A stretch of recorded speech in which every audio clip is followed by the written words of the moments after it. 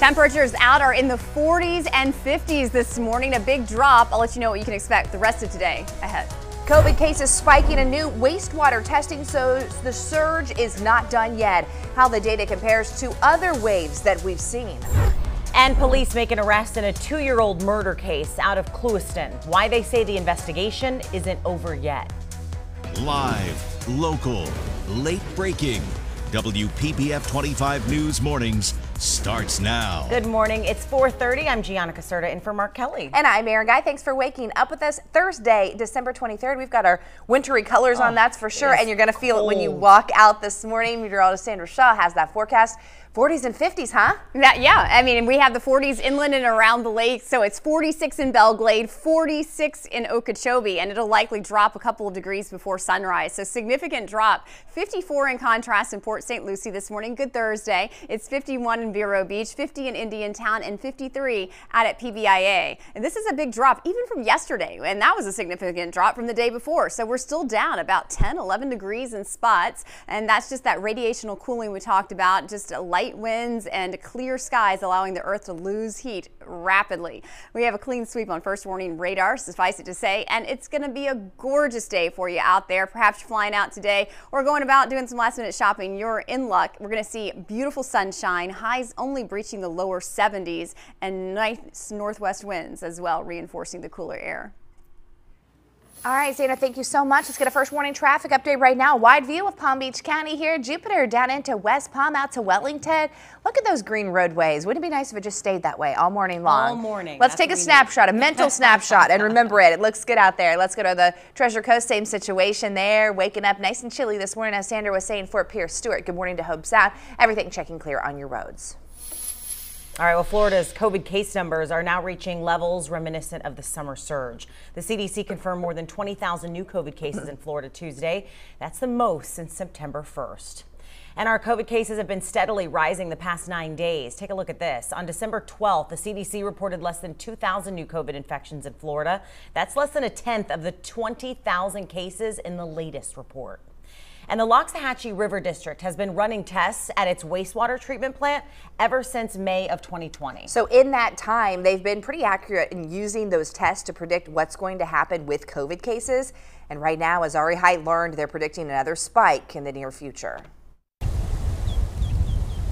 Most people don't want to know what's in the water flowing through a wastewater treatment plant. Aubrey Arrington isn't most people. We realized that we could sample our wastewater to understand what is the prevalence of COVID so that people in our community can make informed decisions. Arrington is the executive director of the Loxahatchee River District, which runs a water treatment plant in Jupiter. They test the water for COVID every 2 weeks, and when they got their latest results on Wednesday, it wasn't good. The data that we just received in, I believe from Monday's testing, are the highest concentration or highest values that we've seen in all of the testing we've done. So what does that mean? Well, if you have COVID and use the bathroom, some of the virus comes out. That water then goes to the treatment plant. So when their tests show a lot of COVID in the water, that suggests strongly that there's high prevalence of COVID in our community right now. But here's the thing. Arrington says you start shedding COVID about 5 days before you show symptoms. So COVID in the water here doesn't necessarily reflect the spike we're seeing right now. He says this is the spike we're going to see in the next 10 days to 2 weeks. We know that the rate of infection, the rate of sickness in the community is going to follow. And they know that because the wastewater predicted a spike in the summer of 2020 and the summer of 2021. Another spike appears to be on the way. We saw the early wave, we saw the Delta wave, and now it appears that we can see the Omicron wave. And that was Ari Height reporting. Now, one thing the wastewater test cannot predict is the severity of cases. We could wind up with a spike in cases, but not in hospitalizations. And if you want to see the results from every test the Loxahatchee River District has run in the last year and a half, they're actually on the district's website. We put a link on ours to make it easy for you, WPBF.com. Well, the Supreme Court will hear challenges to the president's vaccine mandates for employers and healthcare workers on January 7th. Supreme Court justices were asked to intervene in lower court disputes over the mandates. The appeals court orders have left the mandate frozen in about half the country. Vaccine maker AstraZeneca and Oxford University are taking preliminary steps to produce a vaccine to directly fight the Omicron variant. The company says this is just in case one's needed in the future as the variant quickly becomes the dominant strain here. Preliminary data shows it's more effective at evading neutralizing antibodies offered by COVID-19 vaccines than previous variants. The company's main vaccine is not authorized here in the United States. Well, preventable COVID-19 hospitalizations cost about $14 billion during the Delta surge. That's according to the Kaiser Family Foundation. Now, it analyzed data from the CDC and the U.S. Department of Health and Human Services spanning June to November of this year. The foundation estimates vaccinations could have prevented almost 700,000 COVID-19 hospitalizations. That's even factoring in breakthrough infections.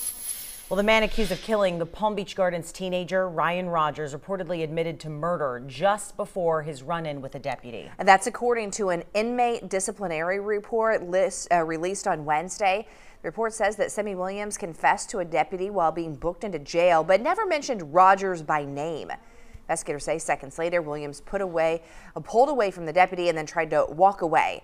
The sheriff's office says that's when Williams tried to take down that deputy. Now, according to the report, Williams now says that deputy's account is a lie. His next court appearance is scheduled for February. A man is being held without bond this morning, accused in the murder of a Palm Beach County transgender woman. Hendry County deputies say they arrested Marcus Thompson yesterday. He's charged with first-degree homicide and arson in the death of B-Love Slater. She was found dead in a burned-out car in September of 2019 in Clewiston. Investigators think they know of at least one other person responsible for her death, but they're not sharing those details right now since it's still an active investigation. A freak fatal accident at a gas pump in Tampa now under investigation. Police say a woman backed her car into the pump, causing it to fall over onto another driver pumping gas, killing her. Investigators say the spilled gasoline burst into flames while the woman who died was pinned down by that fallen pump. FHP and the State Fire Marshal's office are now looking into what happened, but what a tragic story. 4:37 here as we're switching gears. Those in charge of a new program to keep manatees fed do have a new warning this morning. Don't do it yourself, while they say it might do more harm than good. And President Biden pushing back against reports of empty shelves, the actions his administration is taking to build up inventory. You're getting caught up while you're waking up. WPBF 25 News Mornings.